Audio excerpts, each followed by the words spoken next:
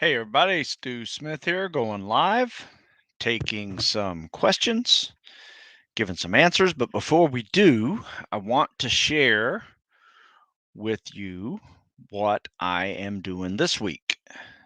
This training model is going to be week 3 of our 4-week block periodization, where we go 3 weeks calisthenics, 1 week weight training with some reduced running.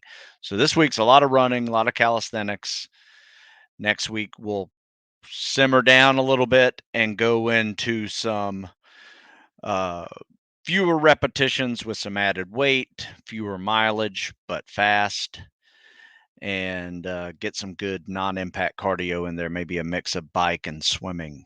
So, but this week, um, and something I've noticed over the years where people tend to screw up with creating programs for themselves is not taking into account last week's workout. What I mean by that um, is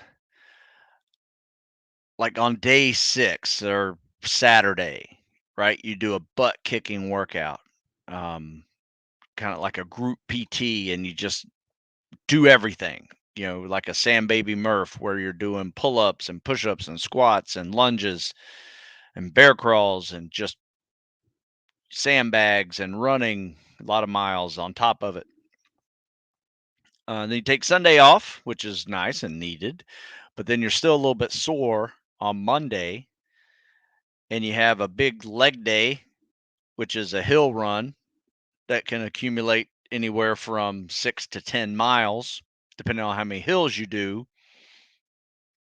And you got to figure out how to use that. Now, I will say this: it seemed to only have affected me um, in today's leg day hill run.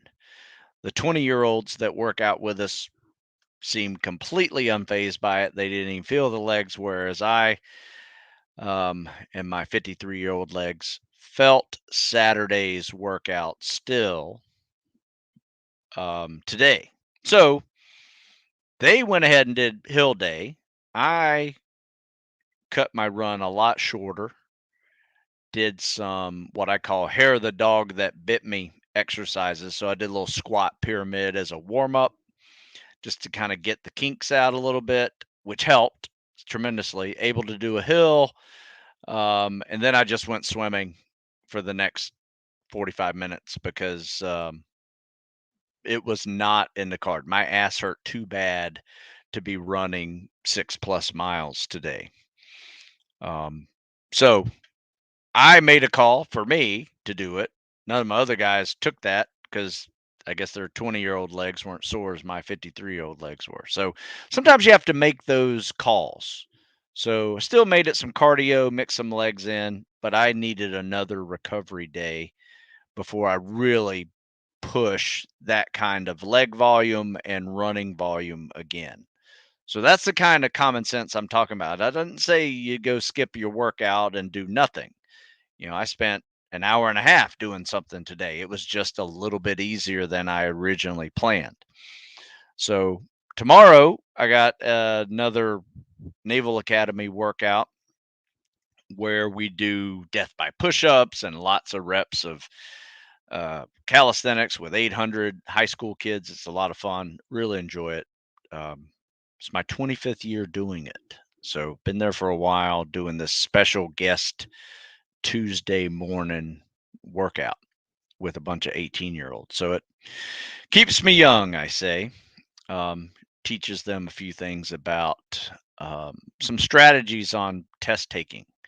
And I just wrote an article on that, by the way, because it was funny. I think last week, if you remember, I had an issue with the sound system, so I had to yell. So I lost a little bit of my voice, not as bad as I thought I did. But I'm going to put this link in here because it's everything I talk about um, as far as test taking tips to crush basic training testing to spec ops level training testing and everything in between. It's everything from pacing and how to, set up your workouts and, use some of my favorite calisthenics workouts to crush these things. So anyway, next week we won't do a hill. We'll do a leg day with deadlifts and kettlebells and things like that. Should be fun. So it'd be less mileage, more lifting. Um, but this week we got our last big week of calisthenics and cardio before we take that week off. Day 3 is our mobility day. And then day 4 is going to be we're going to mix an upper body day mixed with 800s. So we're going to run as many 800s as we can in a certain amount of time. Each one gets progressively faster by 20 seconds until you can't sustain that pace. And last 2 weeks ago, we had guys getting down in the 230 zone on their 800, which is really good. I mean, that's 2-minute 15 laps, back to back. So a 230 is a 5-minute mile pace, which isn't bad for your sixth 800.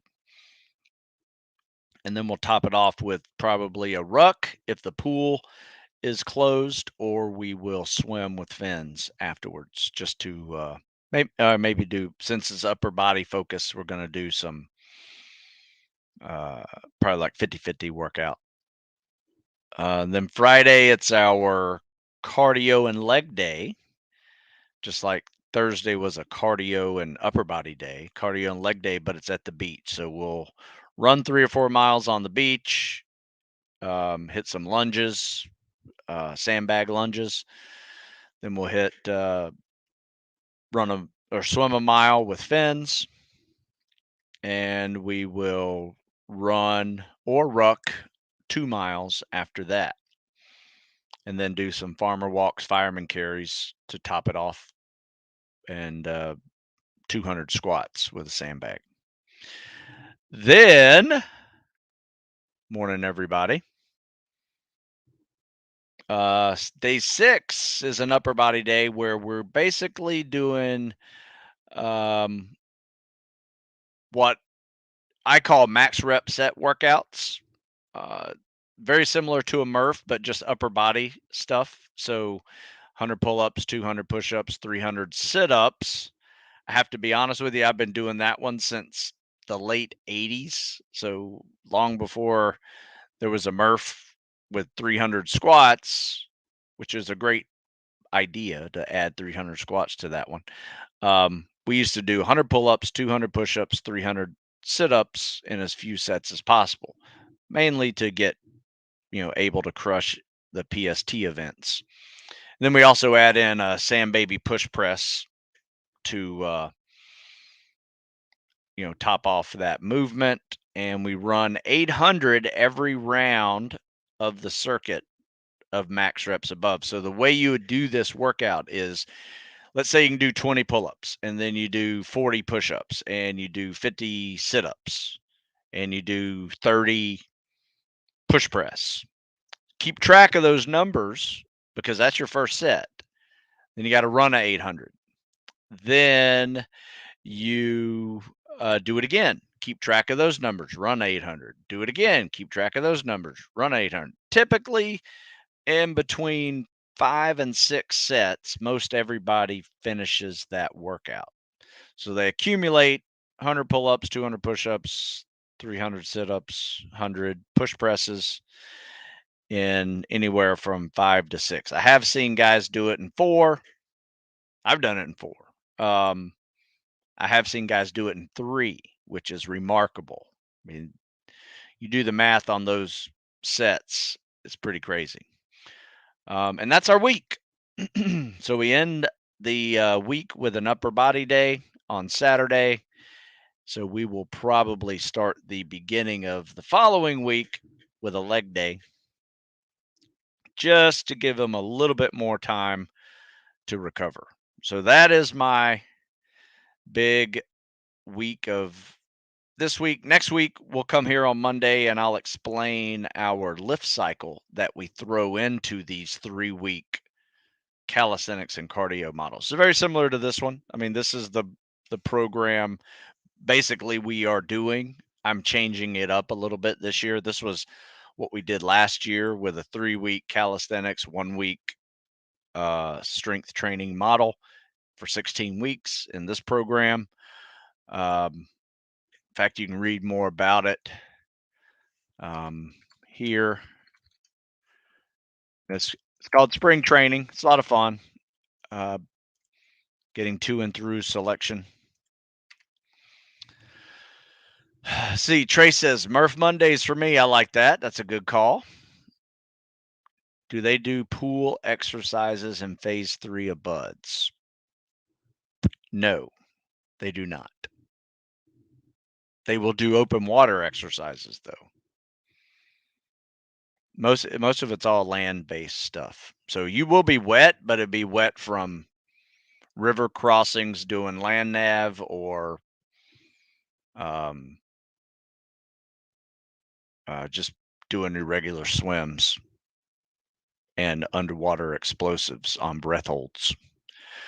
So Luis says, this may be a dumb question, but is there a trick to doing push-offs with fins on? I feel so clunky when I do it with an open turn.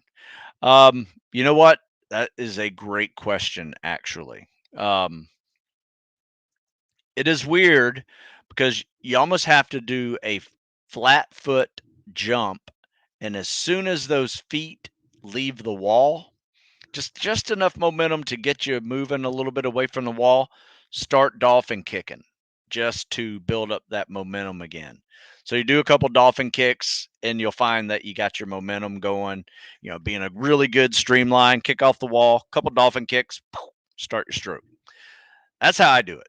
And it is awkward, but as those fins get uh, better broken in, they will be a little more pliable for you and it will feel a little more natural. At first, they're very stiff.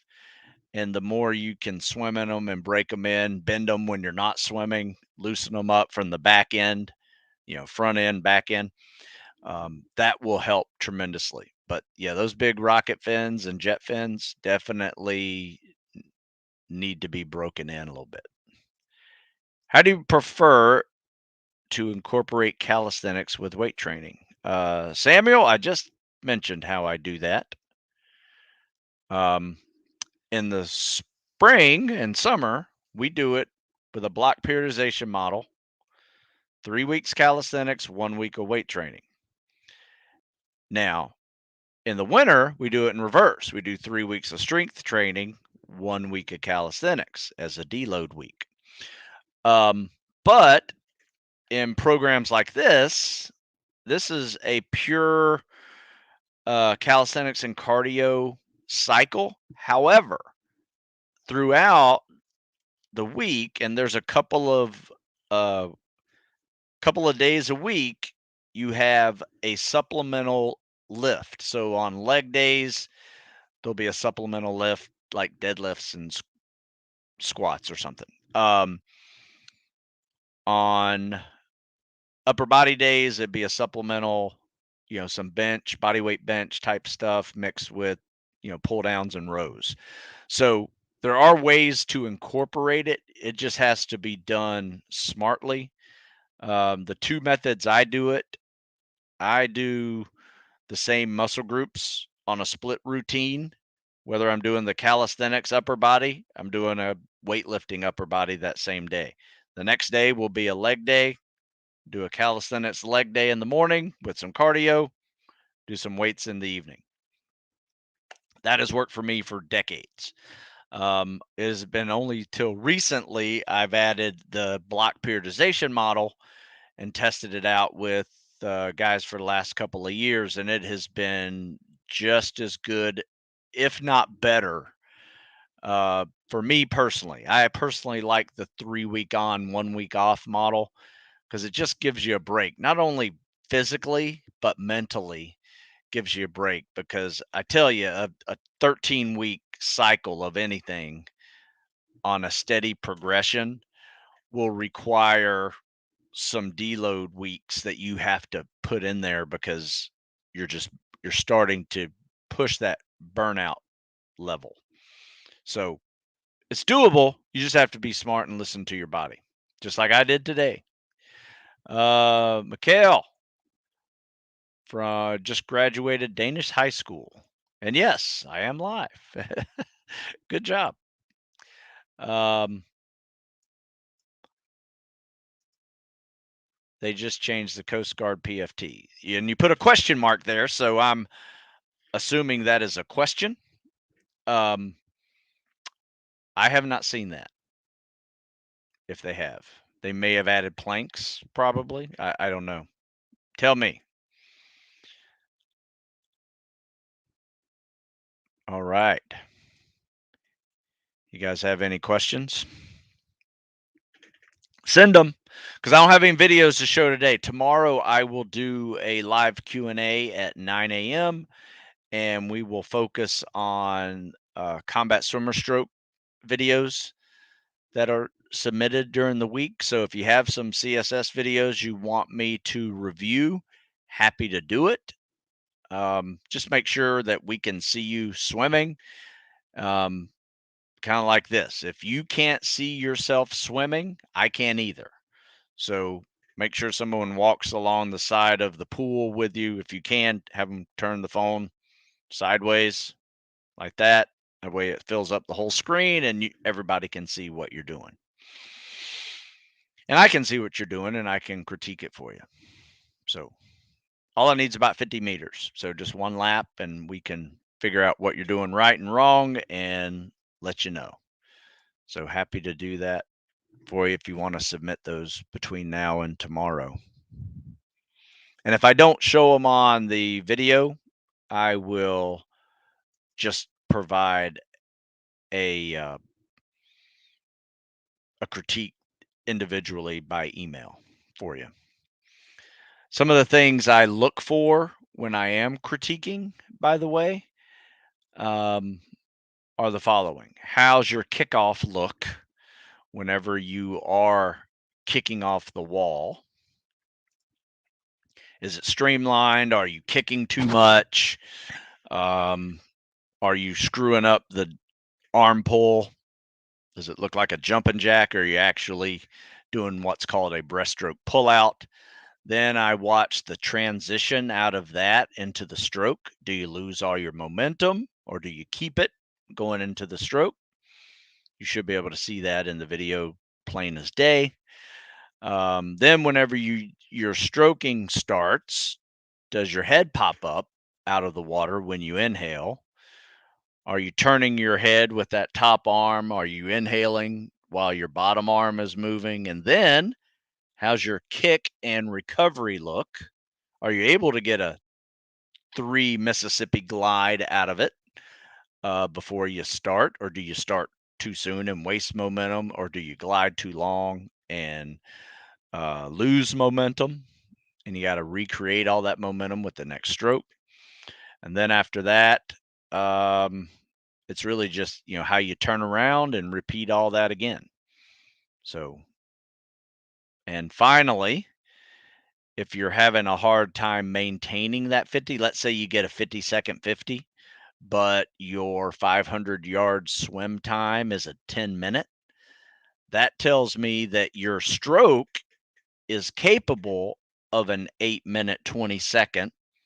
50-second 50 equals 50 yards in 50 seconds equals 500 yards in 500 seconds. If you can maintain that, and that's an 820, your stroke is capable of an 820, but your conditioning is not.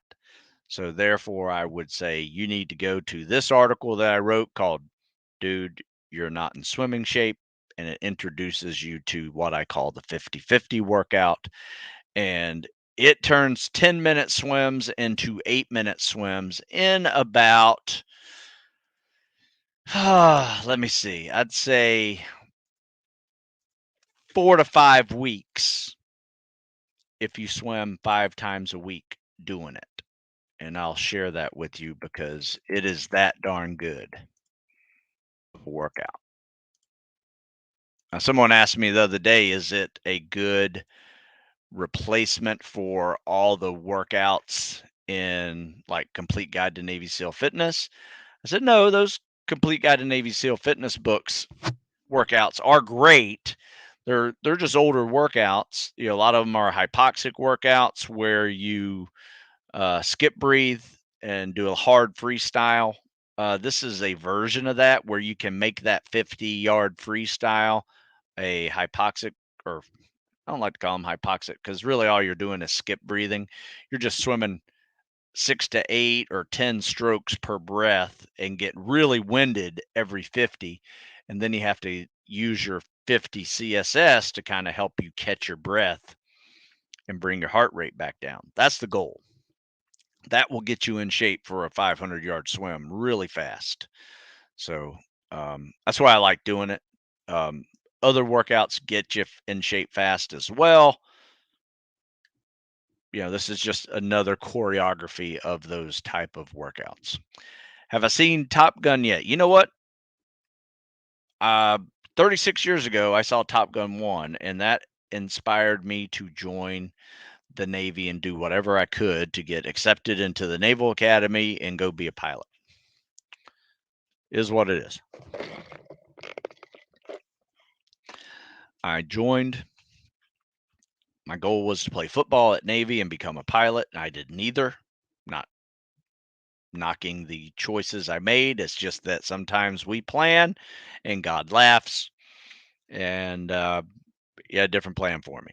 So, um, but yeah, I saw it way back when I was in 11th grade, 10th grade, and made a big difference in just me opening my eyes to doing research on what the Navy could provide. And then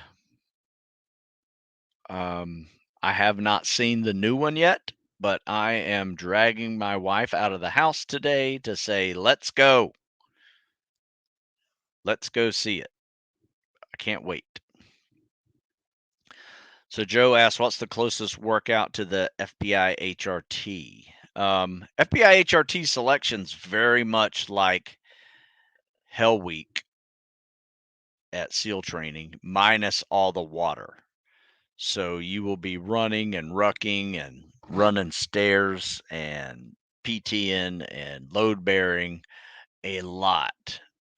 We had a guy successfully make it through the HRT and is on the team recently, one of the local FBI agents here.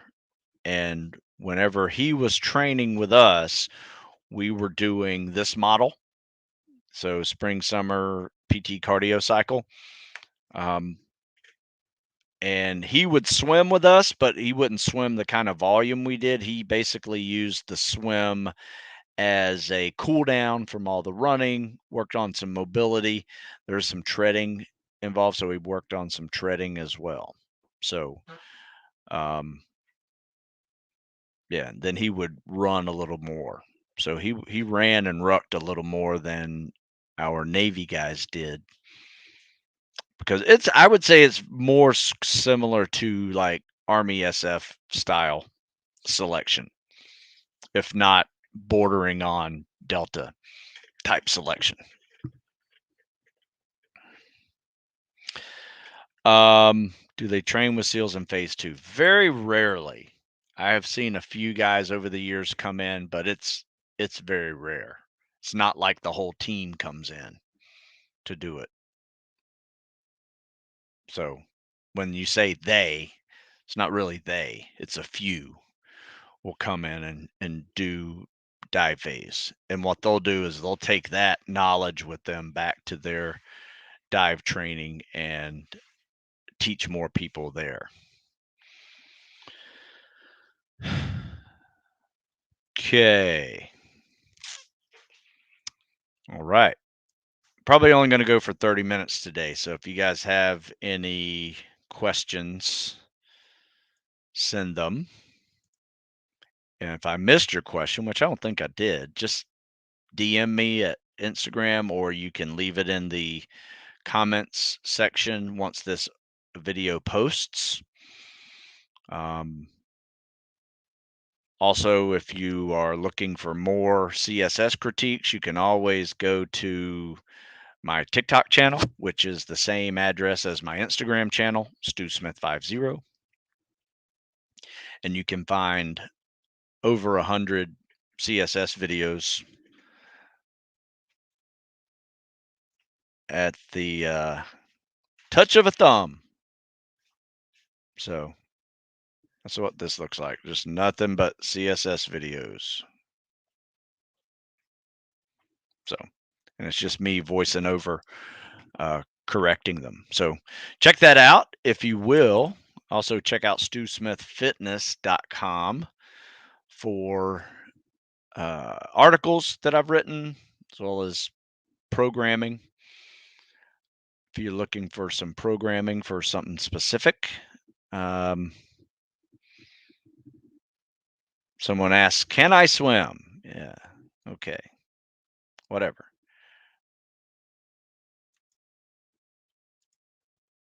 Somebody's getting blocked. I don't mind blocking people. They're wasting my time. Is there a program or recommended training for BORTAC? Um, you know what a lot of people have used over the years for BORTAC is my program called Tactical Strength, but you're going to have to add some rucking to it. There is rucking to it, but you need to add more. Maybe take out some of the swimming and just add more rucking on leg days. I wouldn't ruck too much, but you're going to ruck your ass off at the BORTAC selection. We did a podcast too, and you could, if you scroll through this YouTube channel, you'll find a podcast we did on BORTAC and Rhabdo. A lot of their guys were getting Rhabdo, so Jeff Nichols and I interviewed a guy that was an instructor. In fact, I'll see if I can find it. If you go to BORTAC, I think it was BORTAC Rhabdo. Um, yeah, there's an article I wrote on it too, and I think it also has the podcast in it.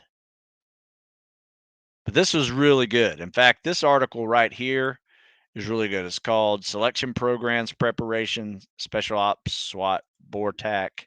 Check out this article. Let me see if I can find that video. Oh, here it is. It's the Tactical Fitness Report 70. So if you guys check out that, you will see something Jeff Nichols and I did on BORTAC. I think it had Rhabdo in it.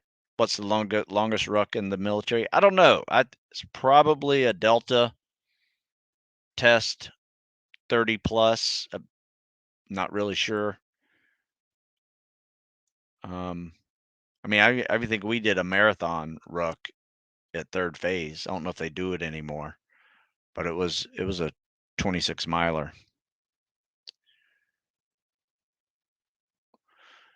All right, one more. Then I gotta go. Going to Coast Guard boot camp on the 28th. Hey man, thanks for serving. Got your Coast Guard Rescue Swimmer book. It's been a great help get me ready. And thank you. You're welcome. Are you doing rescue swimmer, or are you just using that workout to get in killer shape for what is Coast Guard boot camp? And maybe you can answer the question from earlier above. Did they change the Coast Guard fitness test, as Joe questioned? I have not heard anything about the change other than the concept of a lot of people are changing to plank poses versus sit-ups. Not saying they are, but maybe they are. Nope. I'll stick around for another 30 seconds and I got to go. But if you have any answer to that final question, let me know there. That doesn't look like I missed any questions. So if you come up with one and you want to send it to me, just email me, stu@stusmith.com. I'll be back tomorrow. You can ask it tomorrow as well. So Yeah. Look for me around 9 o'clock tomorrow. Subscribe if you want to get information that I am live. It's emailed to you just to remind you.